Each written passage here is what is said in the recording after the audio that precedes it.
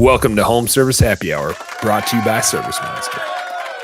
I think a lot of business owners don't take hiring as a task that is an all the time thing like marketing and advertising.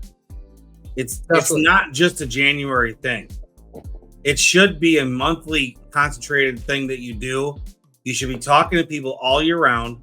Like you just said, Dan, earlier in your deal that you had that guy in the wing. Now I'm not that. I'm guilty of being the ladder of of the coaching here.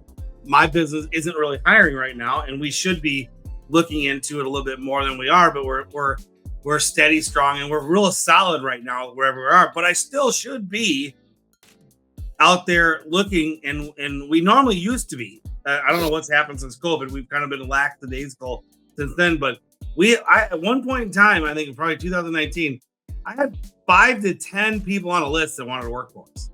Yeah. And I'll bet you if I called 3 of them, out of the 10, let's just say 3 of them could have started the next day or within the week. Yep. Then they were all A players. I mean, literally just, we just had so full of A players. 19 was one of our strongest years to date we've had with experience wise. And we're about back there now. But we were talking all the time to people. And people don't do that, right? You're not doing that. You should schedule a day a month just to talk to people. And then you should be spending money with Sean or whoever else and Indeed or whatever, and getting that gene pool of people to hire so that when you're ready or needed or some jackass that works for you quits, you got someone to slip right in there to hopefully pick up the slack other than the lead time of getting them trained.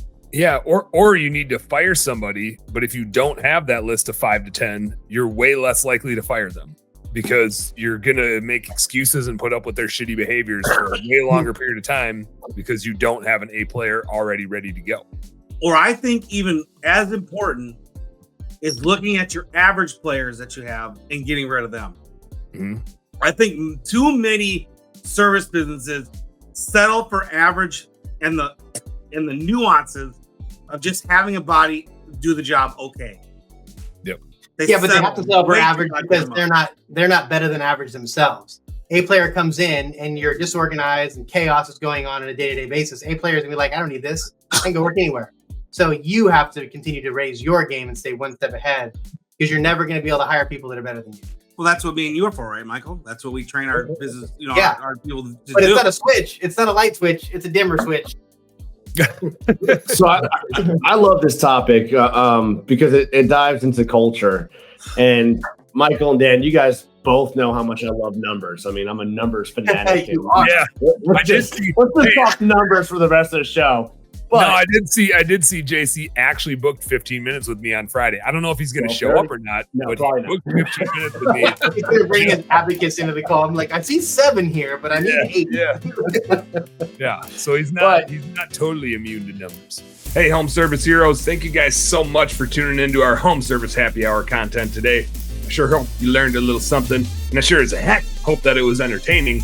If you did find it fun and entertaining, make sure you like and subscribe to the channel for more cool, fun, entertaining business content. And speaking of which, stay tuned.